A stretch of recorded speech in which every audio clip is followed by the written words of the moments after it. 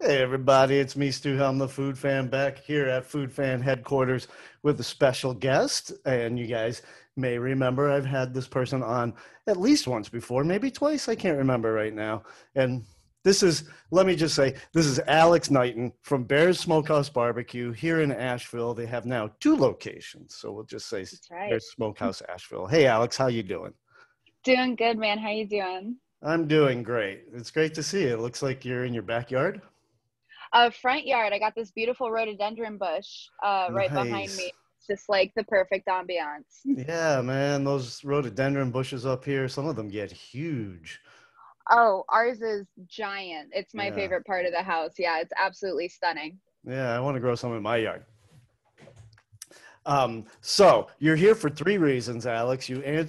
First of all, you answered my shout out on Facebook that I was looking for people who wanted to talk about salad. And then you're also here to tell us about some Bears barbecue updates. And also, we're going to talk punk rock hot dogs at the very end of this segment. My three favorite things. Oh, thank you. That's fantastic. Salad, your job, and my event are your three favorite things. Exactly. Fantastic. I love that. All right, Alex, let's talk about salad. I'm not known to eat a lot of salads, right? Just the opposite. I'm known to Right. sort of eschew a salad and unless it's got some fried chicken strips on it or something. But I'm getting old and my metabolism's slowing down and I probably got to start eating a little healthier and stuff. So occasionally I'll be eating a salad.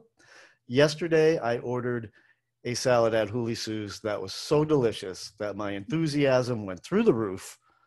And I just want to talk about salads and I want to recommend them to people. But what do I know? I don't know nothing about nothing when it comes to salads. So I need experts. And Alex, you presented yourself as not you didn't call yourself an expert. Maybe that's better for me to call you an expert. You called yourself an enthusiast. Yes, very much. I'm a huge salad enthusiast. As a vegetarian, it's pretty crucial. Most meals just turn into salads. Now, back when I was vegetarian, salad was like your only choice in the vegetarian world. It's expanded a little bit since then. So you're vegetarian and you eat a lot of salad. And I know that you're here to represent your company, but we're going to go outside Of off the track course. a little bit, and you're going to recommend salads around town. Now, the salad I had, let me describe that. Yeah. And it was freaking delicious. It was enormous for one thing, and it was a blackened fish taco salad. So it had the Mm, blackened fish, which is a beautiful white fish, and I could have gotten it deep fried or grilled. I went for blackened. I think I made the right hmm choice, and it was like a coleslaw salad. So it was a ton of chopped fresh rainbow slaw, like all different kinds hmm of colored cabbage, and then it had salsa, avocado, jalapenos, and creamy ranch dressing all mixed into that slaw. So it was basically a bowl of coleslaw with some fish on top of it. That's amazing. I I loved it. For one thing, it was all chopped up, and I love a hmm chopped up salad. So that Oh was the yeah. one that I had at Huli Sue's Barbecue right downtown in the Grove Arcade. Can you describe for us an outstanding salad that you've had recently and where the people might find it? Yes, absolutely. Not too far from Huli Sue's, actually, just almost next door. Baba Nam's Fatouche salad remains to this day one of my most favorite salads. They've had it since they've opened, and I always got to rep them a little bit because I was part of that opening crew, so I made a lot of Fatouche salad. But it's very vibrant. They use the pickled beets and turnips that they put in there, olives. It's a tahini dressing, and it wouldn't be fatouche without the pita, that's in there as well. And it's just like a giant salad, and it always feels like too much. You look at it and you're like, I might still be hungry, and you get a few other things, and then you're halfway through the salad and you're like, oh my gosh, this is so much food. But I think it's one of like the best bang for your buck ones as well. And I'm a big fan of like textured salads.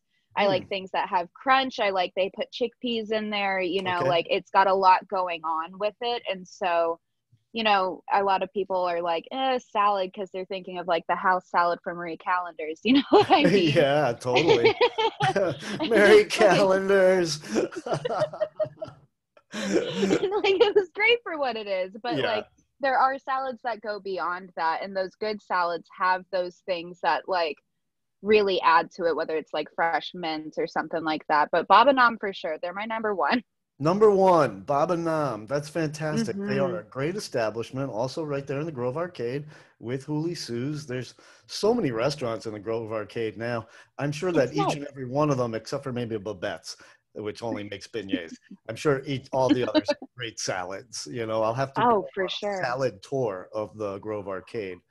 Oh yeah, Now, oh, are you down for that? Should I just like invite you? absolutely. Come eat salads with me, Alex.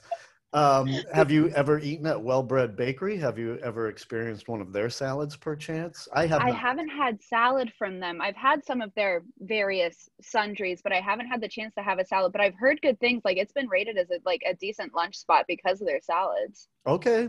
All right. They're right in the Grove Arcade as well. So I'll have to go on Mm-hmm. a adventure around the arcade. And I agree with you 100%. I'd never heard the term textured salad, but I love that because my mom and I, we boiled like food critique down to like the three T's, and they are Mm. taste, texture, and temperature. And Mm-hmm. those things, if all three are on point, boom, you got something great on your hands. And this fish taco salad I had tortilla strips in it, Oof, you know, so that added a crucial. little crunch. Yeah, it was very Mm-hmm. crunchy anyways because of all the slaw.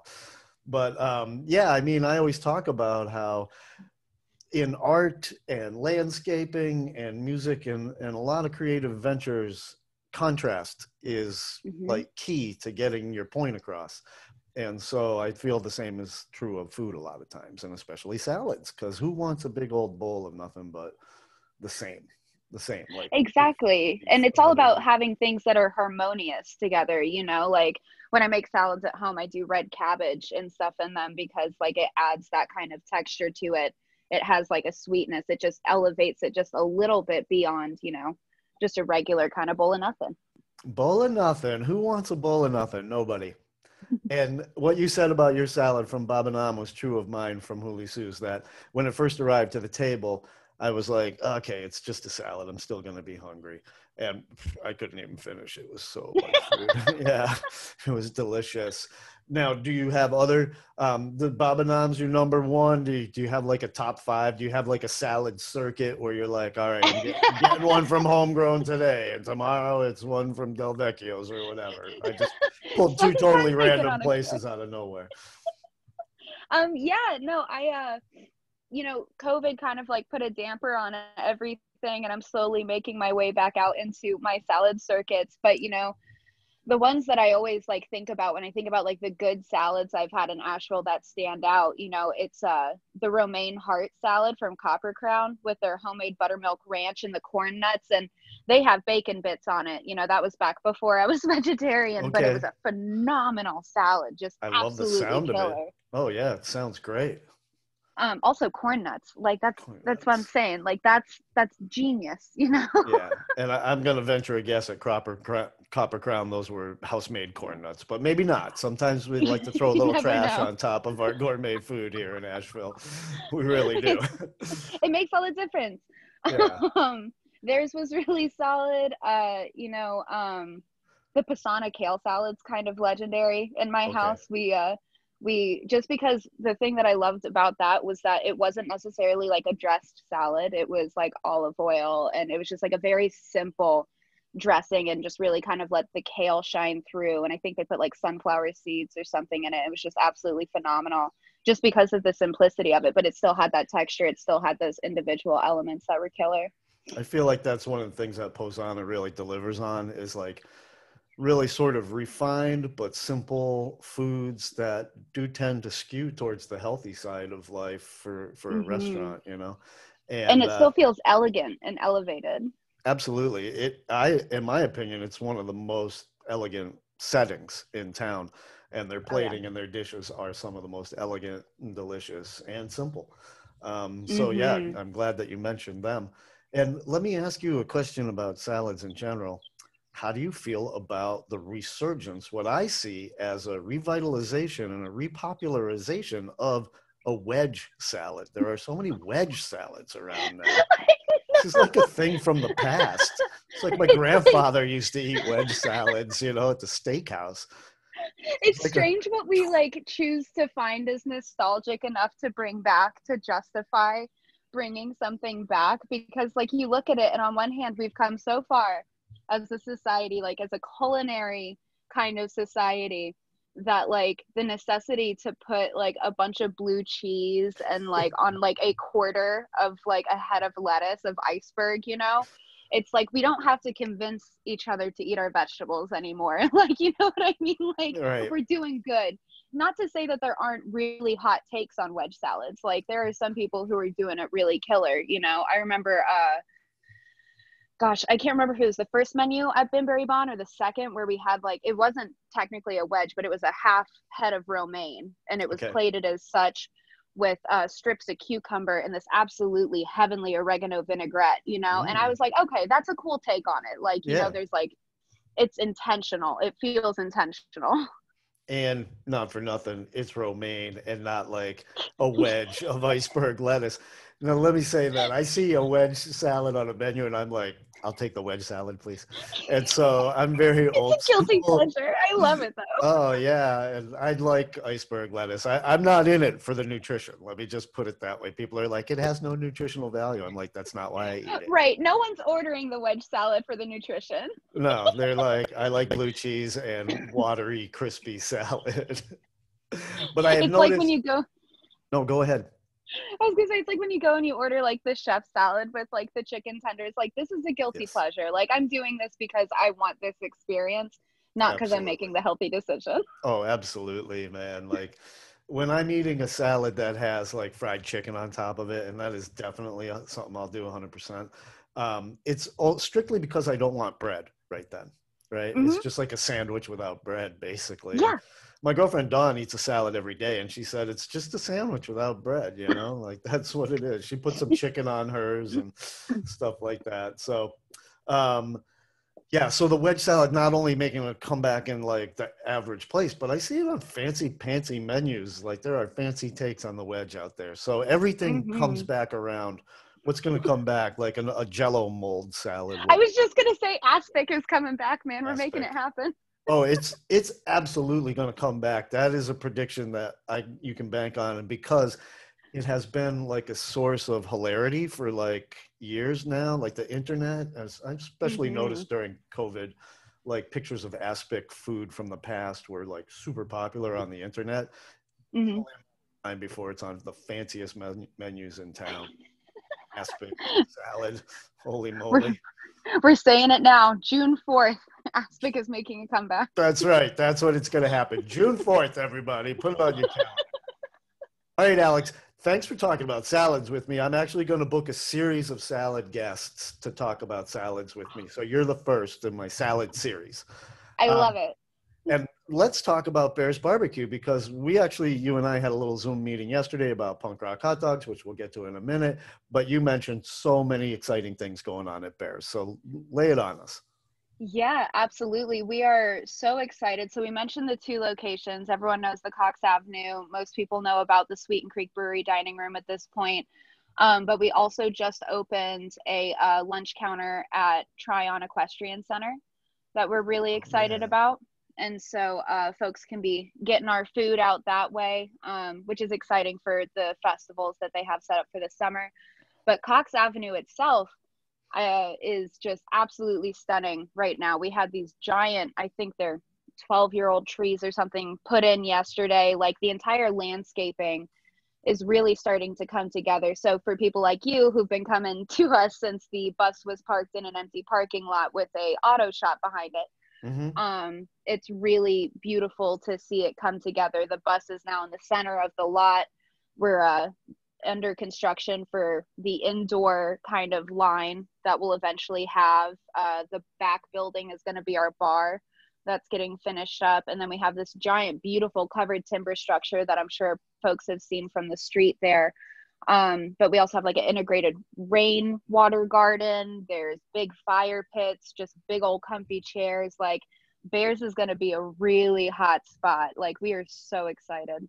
Dang. I mean, you guys, y'all just came to town and you just parked your truck, started selling barbecue, right? Like you were just like, we're here with a truck, we're selling barbecue on this plot of land while we work on it.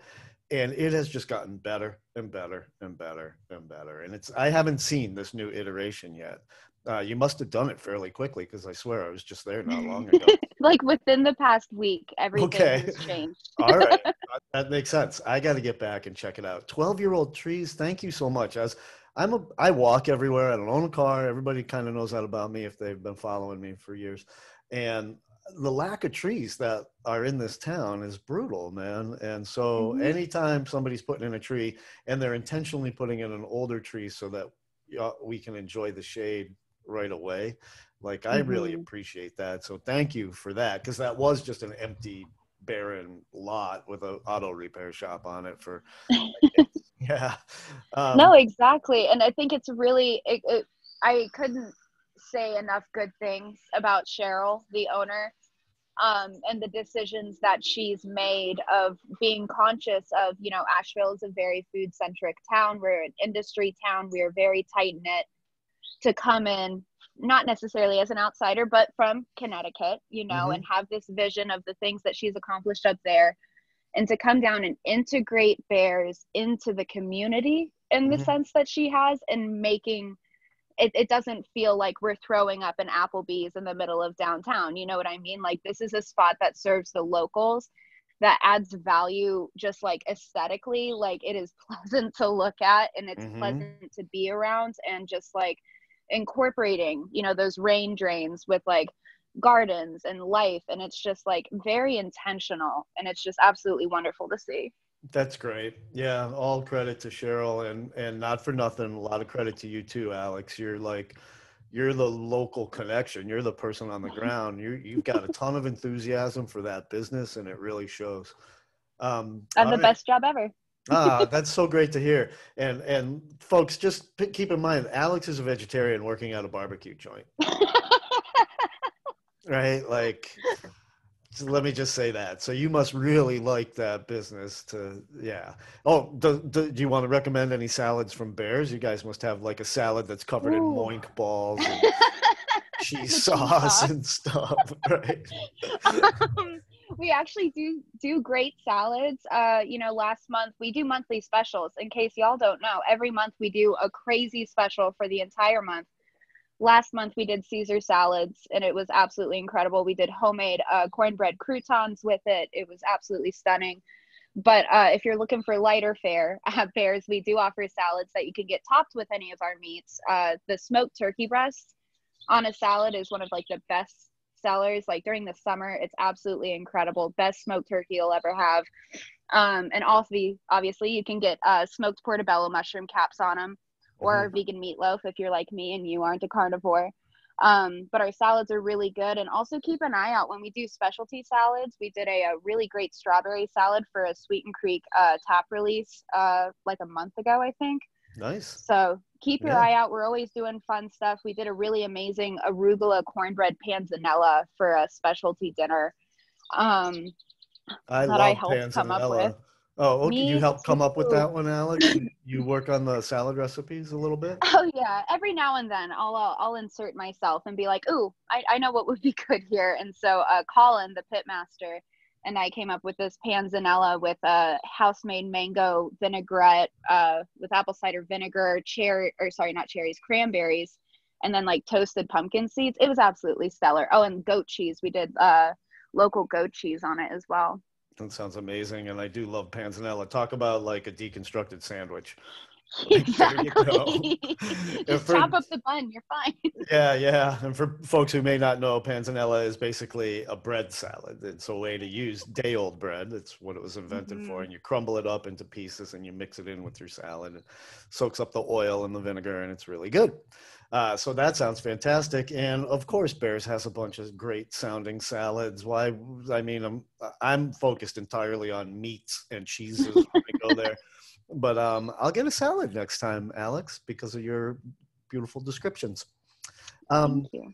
Speaking of beautiful things, let's talk about punk rock hot dogs for a minute. Yes. So this is your second year competing. It's our third competition. You weren't in town, or Bears wasn't in town for the first competition, right, which was in 2019. Skipped 2020, did it in 2021. You blew the socks off the judges with your smokable, usable weed pipe hot dog. And your quote from yesterday was, "I'll never carve a hot dog again." And I love that quote because that just Mhm. says how much work you put into those hot dogs. And so you you didn't win last year, but you blew a lot of minds. So We were this year close. you're very close, and you're like a top contender for sure this year.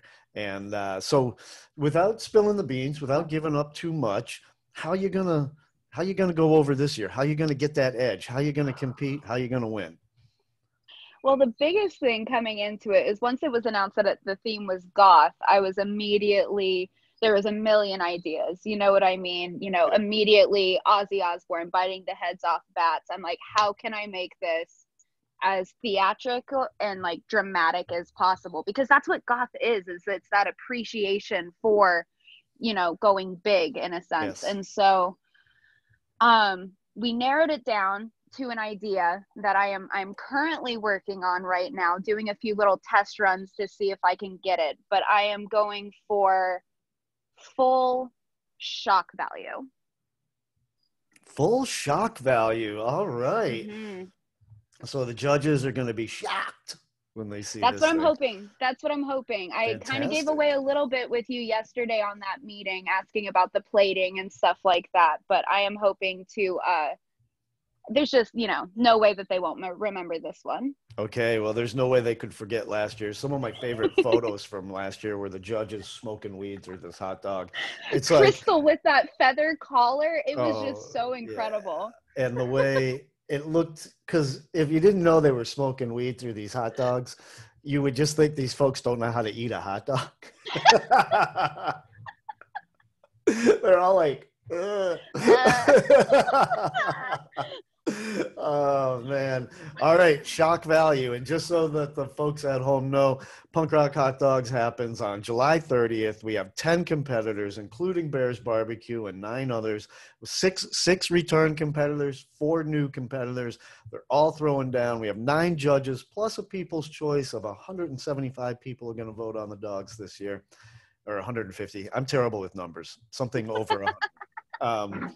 And it's going to be it's the wildest event of the whole year. I'm one of the oh 2 yeah. producers with Shay Brown, and I'm here. I'm happy to say that last year was maybe the most fun event I've personally ever put on. You know, and I put on a bunch of events, and this one was a lot of fun. It was wild and crazy and frantic and manic and stuff, and The theme was anarchy. I don't know what anyone expected. Like, it, it was wild.